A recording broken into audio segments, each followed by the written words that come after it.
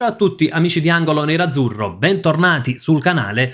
Si avvicina il mese di gennaio e quindi in casa Inter si iniziano a fare delle riflessioni per quanto riguarda le operazioni di mercato, alcune operazioni in uscita, altre in entrata che riguardano praticamente tutti i ruoli, quindi il portiere, il difensore, l'attaccante. E per quanto riguarda le operazioni in uscita, i nomi sono principalmente quelli di Luis Enrique e Diouf. Sul secondo però c'è un problema dal punto di vista regolamentare e quindi andremo a vedere perché si complica e non poco la sua cessione. Mentre per quanto riguarda gli altri ruoli, naturalmente il ruolo sul quale l'Inter dovrà assolutamente intervenire a gennaio o al massimo a giugno è la difesa. Andremo quindi a vedere di quali nomi si tratta, quali sono i profili che si stanno valutando in casa Inter e naturalmente prima di iniziare vi ricordo come al solito anche un bel like se vi piace il contenuto del video, iscrizione al canale, campanella delle notifiche attiva per non perdere nessun contenuto futuro. Come ricordo sempre sono operazioni davvero semplicissime, però che piacciono tanto a YouTube e aiutano il canale a crescere, ecco, è un supporto importantissimo.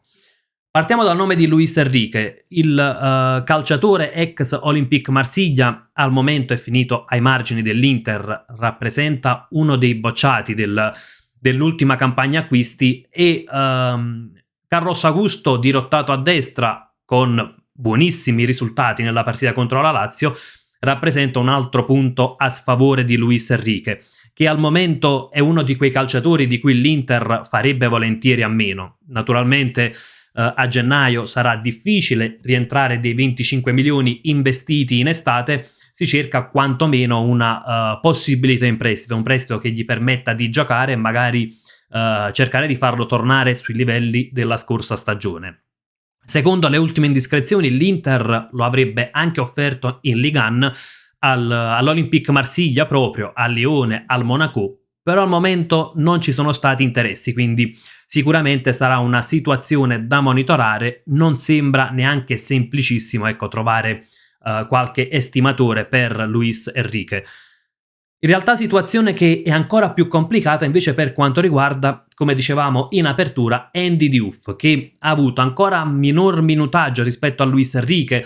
Per lui ci sono state delle perplessità per quanto riguarda le caratteristiche già dal suo acquisto, caratteristiche che dal mio punto di vista si abbinano davvero molto poco col centrocampo dell'Inter, e per Diouf c'è un problema regolamentare, perché il calciatore ha giocato già una partita con Lens ad agosto ed ha fatto delle presenze con l'Inter. Secondo il regolamento FIFA potrebbe essere tesserato per un terzo club nel corso della stagione, ma non potrebbe giocare minuti ufficiali con 3 club. Quindi, avendo già accumulato minutaggio sia con Lens che con l'Inter, praticamente un club che lo acquisterebbe non potrebbe utilizzarlo fino a fine anno.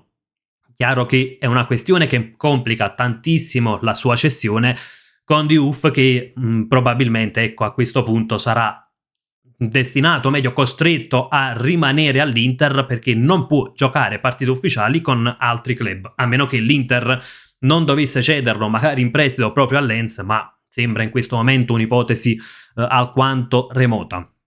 Per quanto riguarda invece le altre situazioni in casa Inter, come detto, si valutano situazioni un po' in tutti i reparti. Ecco, per quanto riguarda il portiere, sicuramente in questo momento non è la priorità, perché comunque l'Inter ha ancora Josep Martinez, che sarà tutto da valutare. In realtà inserimento di Martinez che è stato anche rallentato dalla situazione legata all'incidente, che ovviamente ha destabilizzato e non poco dal punto di vista emotivo il calciatore. L'Inter comunque valuta altri profili per l'estate. In cima alla lista per quanto riguarda il ruolo dell'estremo difensore ci sono sempre Caprile e Atubolu, portiere del Friburgo, sul quale tra l'altro ci sono anche diverse big anche in Bundesliga stessa. Suzuki è invece un nome, diciamo, più un ripiego, ecco, in questo momento non è in cima alla lista, è un nome che l'Inter valuterebbe eventualmente come alternativa, ma il focus principale sono proprio Atubolu e Caprile. Il portiere del Cagliari potrebbe essere valutato intorno ai 20 milioni, quindi neanche una cifra elevatissima. Per quanto riguarda invece la difesa, è dove potrebbero esserci movimenti già a gennaio se dovesse prospettarsi qualche occasione di mercato, altrimenti l'Inter inizierà sicuramente a lavorare già da gennaio, ma per la prossima estate. Occhio perché c'è un'indiscrezione un po' a sorpresa. Acerbi nell'ultimo periodo, al di là della presenza da titolare contro la Lazio, è sembrato non più un inamovibile nello scacchiere di Chivu, anzi Bissek da centrale aveva anche relativamente convinto, quindi è probabile che non venga accantonata l'idea di schierare il calciatore tedesco da centrale. Acerbi, se dovesse vedere il suo minutaggio ancora ridursi, potrebbe anche eventualmente chiedere la cessione a gennaio e l'Inter nel caso potrebbe anche non opporsi, soprattutto se dovesse esserci poi qualche opportunità di mercato. Però ribadisco, questa è più un'indiscrezione che altra. Voci naturalmente in questo periodo sempre da verificare e da prendere con le pinze.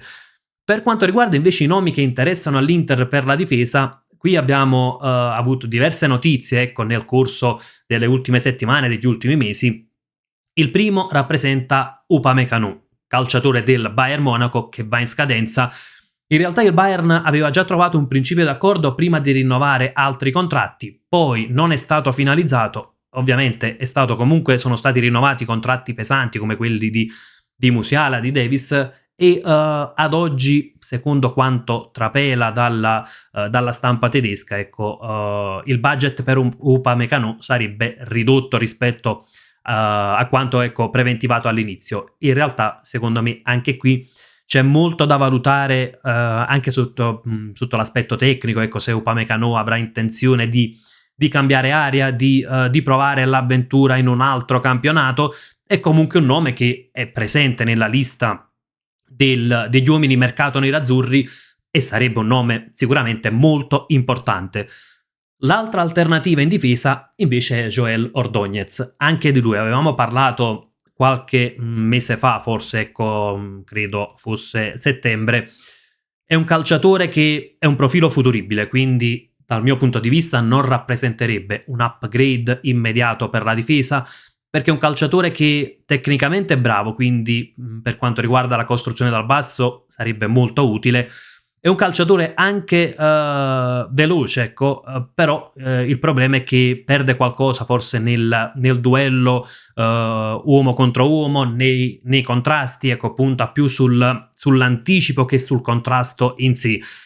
È un calciatore comunque classe 2004, calciatore che comunque viene valutato intorno almeno ai 25 milioni, perché comunque il Bruges, ecco, squadra attuale di Ordóñez, è una bottega cara. Difficilmente si potrebbe scendere sotto i 25 milioni, quindi sembra un po', ecco, un altro affare, come abbiamo visto diversi ultimamente, di Uff e Luis Enrique, che sono andati male, oserei dire.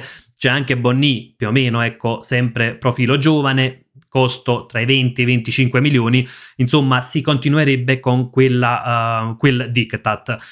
Dal mio punto di vista però si rischierebbe troppo, perché al momento l'Inter, soprattutto per il prossimo anno, l'Inter avrebbe bisogno di un titolare forse in difesa, ecco, perché Bissek, a meno che non cresca tantissimo nei prossimi mesi, però ha dimostrato di poter giocare, ma non è un difensore centrale impeccabile, e quindi l'Inter probabilmente in quel ruolo oggi non ha bisogno di un profilo futuribile magari da mettere come seconda linea, ha bisogno di un titolare.